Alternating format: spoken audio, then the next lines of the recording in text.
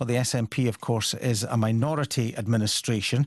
Let's speak to Patrick Harvie, co-convener of the Scottish Green Party. Good morning to you. Good morning. How are you? I'm good, thanks. Where do you stand on these votes of no confidence? Because as things are at the moment, we have one in John Swinney over the handling of the release of legal advice, and one in Nicola Sturgeon, which the Conservatives say they've tabled because of the evidence that has come to light. Well, I think a lot of people will be utterly dismayed at the way that this issue has been turned into a piece of opportunistic political theatre. There are very serious issues involved in this, but if we're taking those issues seriously, then we should be making sure that the committee, which all political parties agreed should be established, can do its work. Now, it was completely untenable for John Swinney to withhold from the committee information that it needs to do its work, but it's equally untenable for the Conservatives not to give the committee the time that it needs to do its work. They've launched a motion of no confidence, or threatening to, into the First Minister before they had heard her evidence and before the committee has been allowed to complete its inquiry. So you would not support any vote of no confidence in Nicola Sturgeon until such time as you see the conclusions that the committee has reached?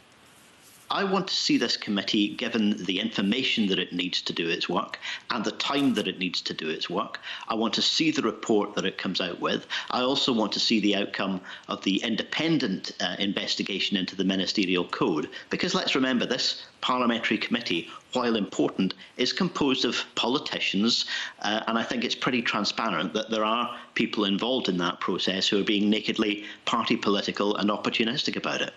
If the committee decides, if the investigation into the ministerial code decides that Nicola Sturgeon does have a case to answer, at that point, could you see yourself supporting a vote of no confidence in the First Minister? I think everybody would need to read the report, and not just headlines, but the detail of it. Both reports, in fact, the committee and the independent investigation.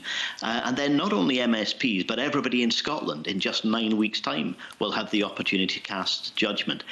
So you see the election as being a case of passing judgment on Nicola Sturgeon. It's not for MSPs to make that decision? Well, MSPs will have to respond to the committee report and the inquiry report. And that's what I'm asking you, Patrick Harvie. I mean, in those circumstances, if Nicola Sturgeon is found to be guilty by this committee and by the investigation, in those circumstances, do you support a vote of no confidence in her, or do you just wait for the election? Well, the response to the report will depend entirely on what it says, and I have no idea. But I've given you a scenario of what might be the possible outcome. If that is the possible outcome, do you support a vote of no confidence? Well, the outcome of a report is not going to be a simple binary yes or no. We're going to need to read what's going to be a very detailed report into a very long inquiry that's been allowed to go on for months longer than it should have done. This should have been finished by now.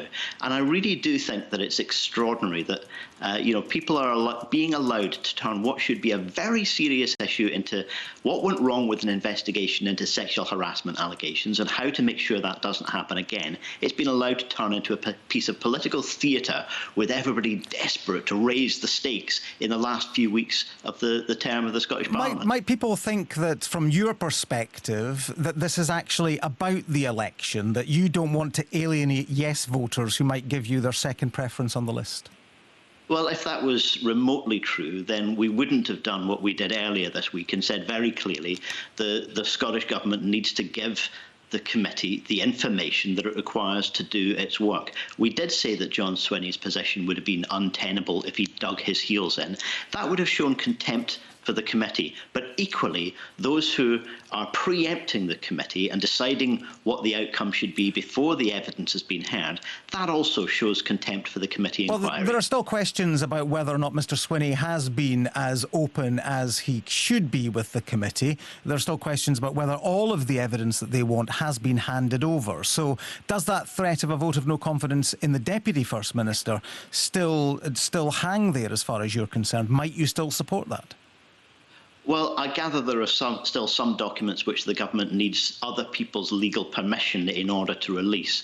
But it really does strike me as odd that some people are both saying that the documents that were released to the committee ahead of this week's evidence session were some bombshell revelation, and also that they're wildly inadequate to reach any conclusions on. Both situations can't be true. So you seem satisfied with the cooperation that the Scottish Government's now given. It sounds as though you're backing away from that threat of a vote of no confidence in John Swinney.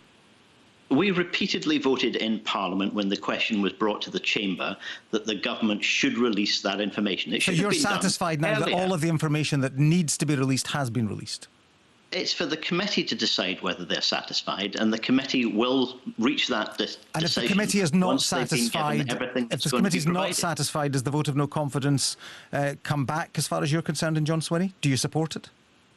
I think if John Swinney refuses to give information which he is legally able to give, and the committee is not satisfied with that, then yes, that question would obviously return. But okay. You know, the situation is that the bulk of what's been asked for has been provided, and a few documents, as far as I understand it, are still waiting for legal permission from other people. Patrick Harvie, we must leave things there. Let me thank you very much for your time this morning. Patrick Harvie, co-convener of the Scottish Greens.